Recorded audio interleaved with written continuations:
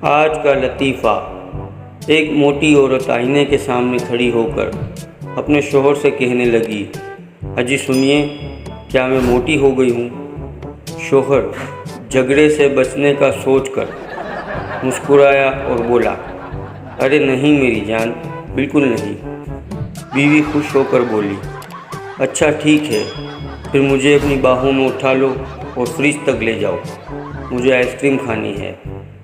شوہر نے حالات قابو سے باہر ہوتے ہوئے دیکھ کر بولا، ڈارلنگ تم یہاں رکو، میں فریج اٹھا کر لاتا ہوں۔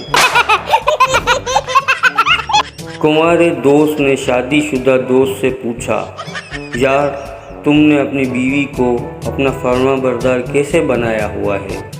شادی شدہ دوست بولا، میں سگریٹ نہیں پیتا، لیکن شادی کی پہلی رات میں سگریٹ سلگا کر بیٹھ گیا۔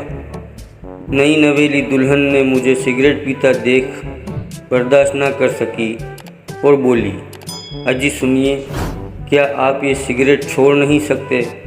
میں نے کہا نہیں۔ کہنے لگی، پلیز چھوڑ دیں میری خاطر۔ میں نے کہا، لو آج سے تمہاری خاطر سگریٹ پینا ختم۔ اس بات کا اس نے اتنا اثر لیا کہ میری فرما بردار ہو گئی۔ کنوارے دوست نے اس کی یہ بات ذہن میں بٹھا لی اور اپنی شادی کی پہلی رات وہ بھی سگریٹ سلگا کر بیٹھ گیا۔